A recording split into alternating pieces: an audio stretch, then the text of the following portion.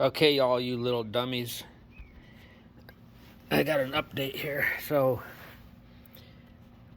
here's a cleaner look. The side of the motor. So I took the cover off of the starter, a plastic shield, and now you can see a little bit clearer what we did. So we took the line that came from the up on the onto the tank, up in there, brought it down, disconnected it from the where it's been coupled together. There's a brass nipple in there,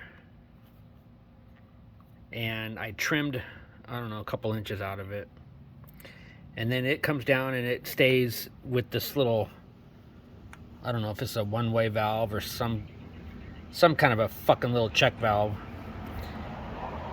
and then it goes down into the center port on the charcoal canister, and then the other port, the off-center port, I just left open. Okay, and then we've got the purge valve, a cap on the top and bottom, and leave the connector plugged in, and then this little nipple in the center here is capped off. Everything else stays the same. That'll get rid of your hiccup, and no engine light codes or anything.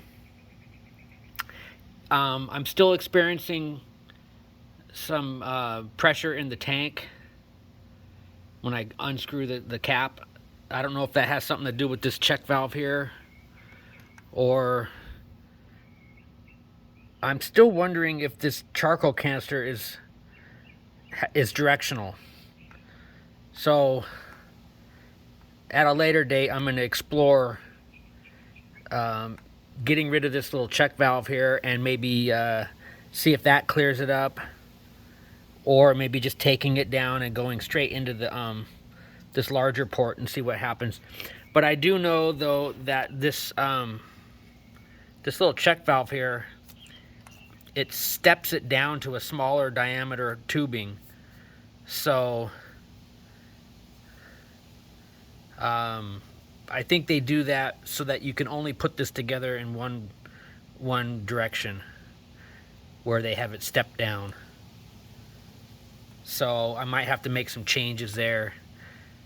I'm suspecting maybe this check valve might be an issue, because ideally I would like to just have this thing vent the tank directly into the charcoal canister, and then the charcoal canister would go to the atmosphere.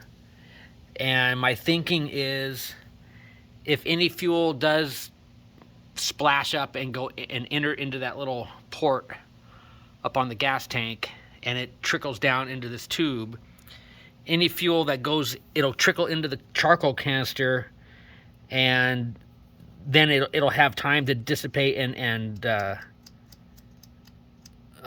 evaporate on its own, rather than just having raw gas splash out onto the fucking ground. So that's going to be a future project I'm going to experiment with. But other than that, no more hiccup, and no engine codes, and she runs like a fucking raped ape.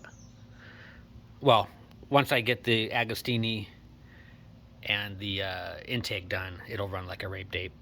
But right now, the V7, she runs like a fucking raped ape. And fucking sounds wicked. Anyways, dummies, this is the head big dummy signing off. Later.